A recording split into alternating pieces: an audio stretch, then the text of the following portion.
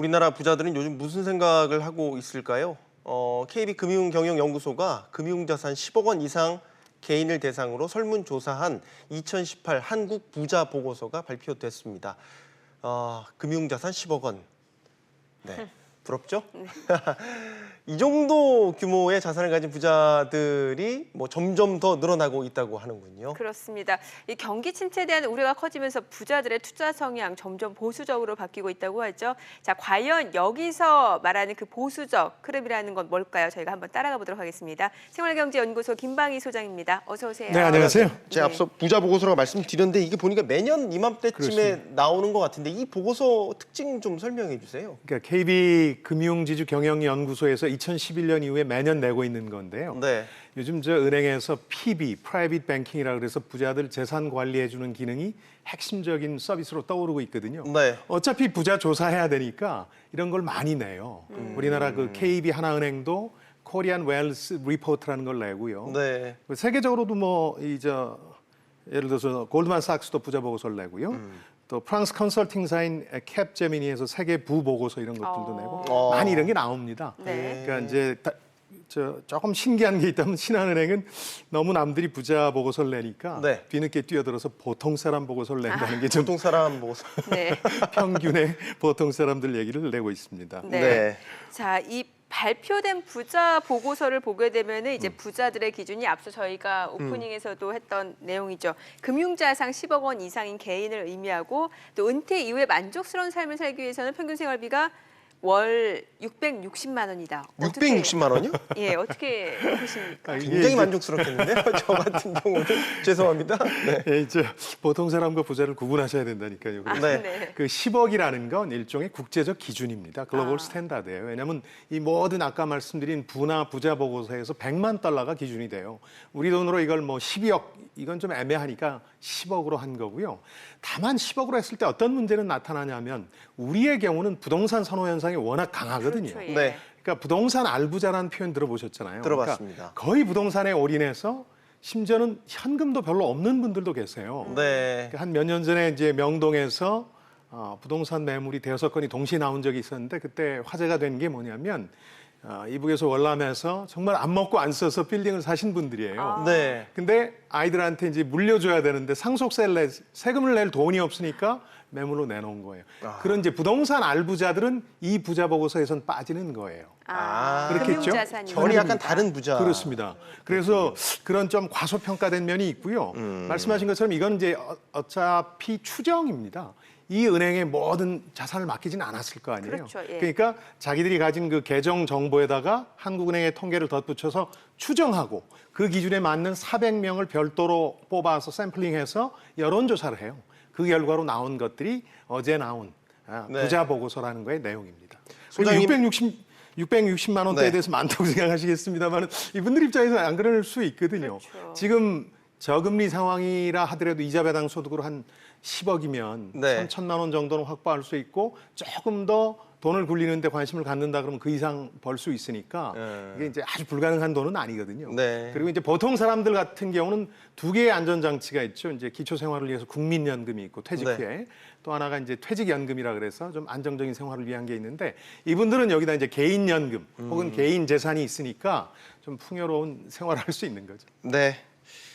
네, 부러움은 지울 수가 없는데 저 이제 앞서 구분을 좀 해야 된다는 거죠. 부동산 알부자와 지금 저희가 얘기하는 분들 이번에 설문조사 대상이 됐던 분들은 금융자산 10억 원 이상 보유하시는 그렇습니다. 네. 네. 그런데도 이 부자들 역시 부동산에 관심이 많다는 통계치가 나왔군요. 역시 그렇습니다. 우리나라는 부동산이 빠질 수가 없군요. 어디 가든. 데이빗 베일리라는 사진 작가로 유명한 분이 있는데 부자들을 친구로 둔 걸로 유명했거든요. 예. 이분이 이제 한 얘기 중에 하나가 진짜 부자가 되려면 자는 동안에도 돈을 벌어야 된다 그랬거든요. 돈이 돈을 벌게 하는 건가요? 그런 거죠. 예. 자는 동안 돈 버는 게 한국에서는 뭐가 있을까요? 주식은 이럴 때도 많잖아요. 근데 부동산은 물론 이제 외환 위기나 글로벌 금융 위기라는 이례적인 상황에서 조금 흔들린 적은 있습니다만 네. 거의 대부분이 불패 신호를 자랑하기 때문에 부동산을 선호하고요. 부동산 선호가 이 금융 자산이 10억 이상인 우리 부자들한테도 이제 나타나고 있는 게 한 53.3%가 부동산 자산으로 갖고 있는 거예요. 예. 그리고 금융 자산, 뭐 10억 이상 많이 가지고 있다고 하지만 그것조차도 42.3%로 부동산보다는 적게 가지고 있는 거죠. 그래서 부동산 선호 현상이 아주 확고하다는 게 다시 한번 확인이 됐고요. 네. 또 지난해하고 올해 더 조금 이 비중이 높아지고 있는데 그 이유는 부동산 가격이 최근에 좀 뛰었잖아요. 네. 그게 반영돼서 비중이 좀 높아진 게 아닌가 아. 이렇게 추정해 봅니다. 예. 자, 그러면은 부자들은 향후 국내 부동산 투자를 한다라고 하면 유망한 투자처럼 어디를 관심 갖고 있을까? 이것도 굉장히 중요할 것 같은데요. 많은 분들이 궁금해하시고 사실은 순서가 중요해요. 부동산이라는 게 유형이 있고 대부분 거기 투자를 다 하시는데 네. 뭘 가장 선호할까 하는데 역시 이제 강남 3구를 선호한다는 게 확인된 게 1위로 뽑아주신 게 여론조사에서 네. 재건축 아파트예요. 아. 재건축이 주로 거기 집중돼 있고 지금 네. 관심이 쏠려 있으니까 저는 그래서 그런 생각도 합니다. 그 세계 대도시를 가보면 그들만의 리그라는 부동산 지대가 형성이 돼요. 네. 맨하탄에 보면 센트럴파크 인근으로 해서 지금 한 채 그 콘도미니엄이라고 네. 거기는 합니다만 네. 한 채 1,000억을 넘어서기 시작했거든요. 그건 이제 그들만의 리그인 거죠. 우리도 이제 강남 3구 지역이 여러 가지 이제 규제 체계도 불구하고 그들만의 리그라는 일종의 예외적인 시장이 형성되는 게 아닌가 그런 생각이 좀 들어요. 지금 정부가 들어서면서 빠져나갈 구멍이 없다라고 내놓은 게 파리부동산 대책이었고 그렇습니다. 얼마 전에 네. 1년 평가를 저희가 했었습니다. 이런 식의 부동산 규제 일변도의 정책들이 쏟아져 나왔는데도 부자들의 생각은 달랐다. 뭔가 시사하는 바가 있을 것 같습니다. 두 가지죠. 핵심적으로 보자면 부동산 금융에 대한 규제, 그러니까 돈 빌리는 규제, 그렇죠. 돈 빌려서 부동산 사는 것에 대한 규제와 또 하나가 종부세였는데 이 둘 다 큰 부자들한테는 의미는 없는 규제책이었어요. 왜냐하면 뭐 DTI 규제 이런 걸로 부자들이 돈 빌려서 주택담보대출로 집 사는 건 아니니까요. 네. 네. 그리고 또 하나는 종부세도 당초 부자들이 긴장했던 것에 비해서는 그렇게 크지는 않은 편이었어요. 그러니까 큰 의미를 가지진 않아요. 보통 사람들한테는 의미를 가지죠. 그러나 10억 이상의 금융자산을 가진 사람들이 부동산 거래를 하는데 제약 요소가 되진 못했다. 그래서 부동산 선호 현상이 계속되고 있고 아까 앵커분도 말씀하셨습니다만 지금 안전자산 선호 현상으로 부자들의 성향이나 태도가 조금 바뀌고 있거든요. 네. 거기서 뭐 우리나라 안전자산 1위가 부동산이니까 그쪽으로 가고 있다 이렇게 봐야 되겠죠. 네. 그렇군요. 뭐 부동산 자산 말고 생각하면 이제 앞서 저희가 금융자산 기준으로 이제 10억 원 이상이면 이제 부자라고 지금 예. 보고서로 나오고 있으니까요. 자, 예. 그러면은 금융자산 내에서도 또 세분화시키면 주식 투자도 생각해 볼 수 있을 것 같은데 부자들도 주식을 많이 하나요? 원래는 많이 해야죠. 사실은 그 선진국의 부자들 그 포트폴리오에서 네. 주식이 차지하는 비중이 상당히 높아요. 높죠. 예. 예. 근데 우리는 지금 11%니까 100원 중에서 12원도 안 되는 돈을 주식에 넣어뒀다는 뜻이거든요. 지난해보다 반토막이 났고 또 이 점차 그 주식을 선호하지 않는다는 게 드러나고 있는데 네. 이렇게 표현하면 될 것 같습니다. 그 한국의 부자들은 부동산을 믿지만 주식은 믿지 않는다. 이렇게 봐야 될 것 같고요. 특히 그 경제 환경이라든가 이 자금 사정에 따라서 주식에 대한 투자 비중이 굉장히 그 춤을 춰요. 그러니까 2011년부터 부자 보고서가 나오고 나서 지금 네. 11.8%라는 저 비중이 가장 낮은 거예요. 그렇네요. 뚝 예, 떨어졌네요. 뚝 떨어졌죠. 그러니까 지금 안전자산 선호 현상이 벌어지면서 위험자산으로 분류되는 주식의 비중을 많이 줄이고 있다. 이렇게 봐야 되겠죠. 그러니까 사실 연초 같은 때는 주식에 대한 기대가 크지 않았습니까? 그렇죠. 그 이후에 예. 조금씩 부자분들이 좀 더 보수적으로 변신한 것 같아요. 그걸 느낄 수 있는 게 예적금하고 현금을 합친 비중이 전체 금융자산의 50%를 넘어서고 있거든요. 네. 그러니까 현금화시키고 있다.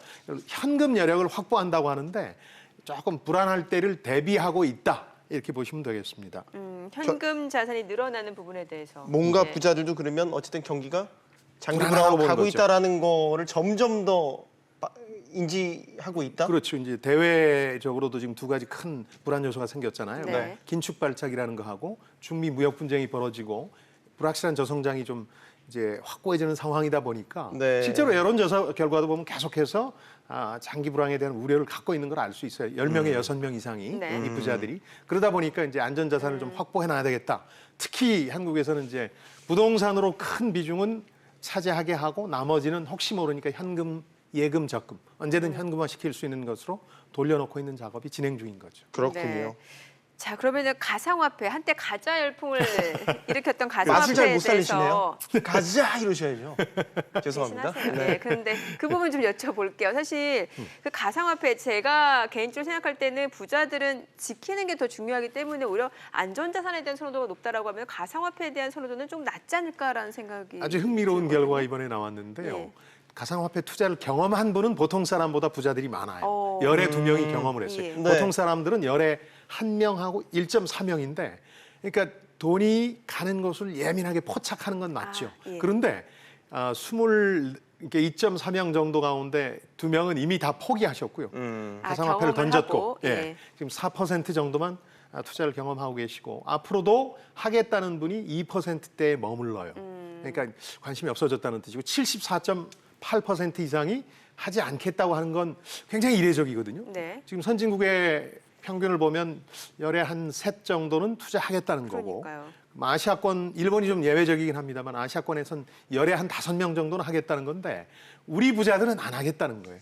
네. 저는 이미 한번 그 된소리를 맞았고 네. 정점에서 경험을 해보셨군요. 떨어지는 폭락을 예. 경험했었고, 이 기술 자체는 유망할지 모르지만 내재 가치가 거의 없다, 이런 식의 얘기가 계속 나오면서 여기에 이걸 이제 안전자산은 고수하고 이게 초위험 자산으로 부자들은 분류를 한 것 같아요. 네. 주식보다 훨씬 위험하다 이렇게 보고 손을 좀 뗀 게 아닌가, 그렇게 이제 짐작해 볼 수 있죠. 네. 뭐 전문가들이 이런 얘기 많이 하죠. 진짜 부자들이 아주 신경 쓰는 건 절세, 비과세 이런 부분들을 굉장히 잘 따져서 투자하는 게 굉장히 현명한 투자 방법이다. 부자들도 여기에 대해 상당히 민감하죠. 그러면요, 이유가 있어요. 사실은 세금을 한 몫에 낼 때 큰 부담이 돼요.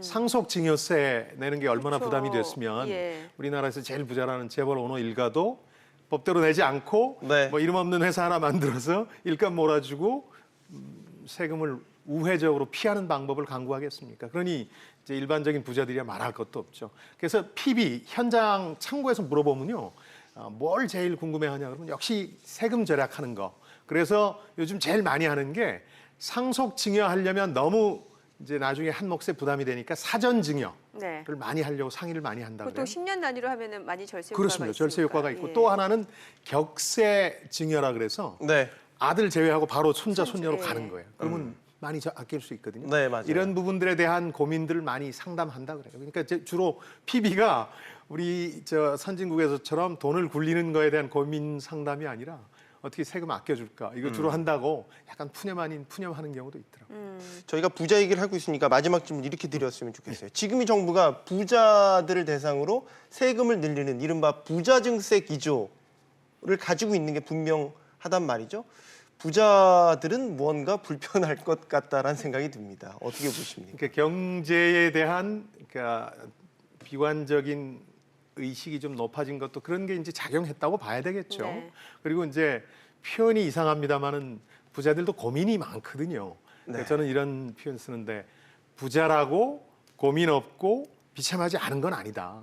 다만 고민 많고 비참하지만 가난하기까지 한 것보다는 낫다, 이렇게 얘기를 하는데 그런 고민 가운데 하나로 이래서 투자나 소비를 좀 줄이는 부분이 있는 것 같아요. 그리고 또 하나는 주로 이럴 거 해외에 나가서 쓰자. 지금 해외 소비 같은 게 부자들 같은 경우는 26조 원에 달하니까 이런 게 국내 경기를 더 어렵게 만드는 측면이 있어서, 그리고 부자 증세라고 얘기하지만 제가 보기엔 부자 증세 별로 한 거 없거든요. 그러니까 소리만 높고 별로 실속은 없는 부자 증세 정책이 있는 것 같아요. 그래서 그런 네. 점에서 쓸데없이 부자를 불안하게 하지 말고 그분들이 한국 내에서 돈을 쓸 수 있도록 하는 그런 여건을 만들어줄 필요가 있겠다.